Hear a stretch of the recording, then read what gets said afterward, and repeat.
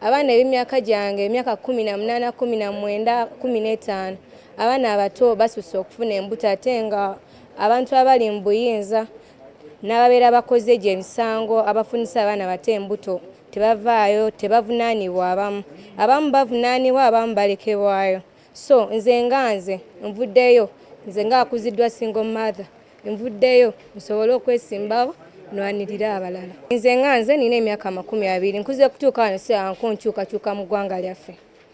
ate mbadde nsaba President Museveni ku luno naffe abakyala atuwe ku mukisa atuwe ku buyinza kyekyo kyensaba. Erinnya Nasanga Vonta Kyamuliwa Kalungu, my hometown district. Nasanga abeerawo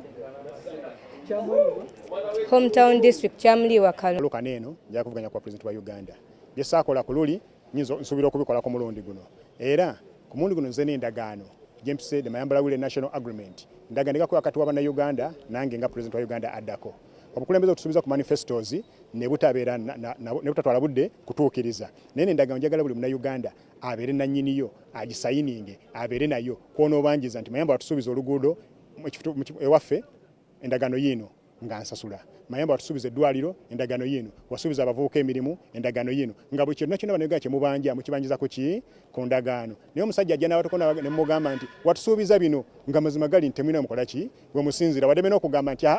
ebyo nabisuubiza Kabera Maido naye kati mu ab'empigi temwaliko kwefe abakola emirimu bakolera obusente butono nnyo ndese minimum wage omusaala gwa miliyoni 1 ogusookerwako base salary eri buli munnayuganda yenna oba okola mulimu ki okola mulimu ki era nabuli agenda okuwa munnayuganda omulimu alina okumanya nti minimum salary erina kubeera ki miliyoni 1 njaga kukola ku byobulamu bwaffe njaga teeka ambulances mu malwaliro gaffe ne mu districts zonna n'ebitundu ebyennyanja eteekayo ki boat ambulances benga zibayambako ez'amaato za tiimu y'abantu 300 abantu bali spread mu Uganda yonna ye machine gigenda okubanga nkolagana nayo nkoze command center wetutuula kakitegeeza nti bwe nva wanenga empapula zineeno ngenda command center tugakola ne meeting press conference y'aba delegates baffe abe bisatu buli omu atwale yazigamba mu district ye agende maaso nokola ki nokuŋŋanya tosobola kusobola kintu kino okunyangwe na political machinery abantu abasinga tebakimanyi olege n'abuuza nti baneze mayambala nga teyansaba mukono sisobola kujja kukusaba physically kubanga tulina ennaku 23 kati okukikola bannayi omuswayiri agamba unasema mayambala ni mukyawe ama kikyogamba mayambala musezi oba nzije munda bamusiri mugagga sina kyennyina nzize na ssuubi waliwo ambuuziza ssente z'emirunya miliyoni 2 ogenda zijjawa manya abalonzi abagenda otulonda bafaanana nga nze basobola okwegatta ne bagamba leka tupushinga eyo omwana asobola tupresentinga kubanga ntegeera obulumi bwammwe okusinga bano abali mu office ezirimu SC tamanyi kiri ku ground akuza embavu mu nsimbi zaffe osobola okuba nti ogula ku bintu ebiwerako mu nsimbi zo ngenda kusala omusolo gwa VAT value added tax okuva ku 18 okudda ku 10 kitegeeza kintu bwe obadde osasula emitwalo 18 ojja kusasula 10 ekyo kikendeeza amafuta kikendeeza ebirala ate nagina emisolo emirala ngenda kuteekawo regime ng'eryemu nga bw'oleeta motoka ye bakugamba pay 20% full stop tosanga mu environment biki ebirala byabwe ente mbabuuliddeko nti nze ndi musumba ekya ssente si kizibu kyange era ekyo ŋŋenda kubanga nze kennyini nfinansinga campaigns zange nze kennyini ng'omuntu nja kukikola kubanga mbadde mweteefuteefu okumala ebbanga lino ery'emyaka 5 mbadde neeteekateeka kuva dda era nga na savinga so ekya ssente temukyeralikiriza nsize nga kazanyiikirizi nzize kukyusa gavumenti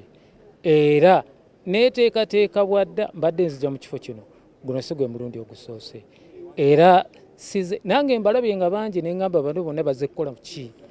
kubanga mbadde nsuubira abantu nga 18 naye ggulo bwe nawulidde nti abantu 5 neŋŋamba bano bazze tumalira budde mujje fe abantu abali serious be muba mulonda bannange abantu abamu babasindikira ne babafinansinga n'okubafinansinga naye mulonda abantu abali serious nyine ngenda kubukyusaamu ba importer baffe betulina wano bagenda kuba registered bonna bw'oleeta ebintu byo tebina kusula wali mu warehouse oyisawo direct nogenda n'otunda n'osasula omusolo ng'omaze okutunda jinja ngenda teekayo all electronics importation of electronics ngenda ziteeka jinja abaleeta textile ngoye ebiki ngenda bateeka Mbaale ebisigadde bibeere Kampala bonna bazze tewali nomali kuloka singazi teri gwe bamanyi ngazi nze buli omu amanyi Kampala ndi muntu waabwe sina gwe soogera naye ekitegeera buli omu akola ki antege abamu bazze kwesanyusaamu abawulidde nti kuba bannaabaze ne banona foomu buli n'omwali n'omulimu ng'ogwange ng'akoze neeyimiriza ku 1 ku 100 nga tabbanga ku muntu bonna bali ku misala gy'abantu misolo gy'abantu gye bagabana kikibaleese wano teri muntu yeesimbyewo nze omu yeesimbyewo zirengena zijja mbannange kubanga olwedde embeera mu butale obw'omubuulo owino bammanyi enakawa bammanyi kibuye bammanyi bwogende bwayise bammanyi nankulabe bammanyi nateete bammanyi abantu abo nabo bagatta basuka emitwalo 10 buli omu nampa siringi 5 ze miliyoni 5 ziba zikola. Oli mu Kulaba TV ekuwa ebigenda maaso mu ggwanga.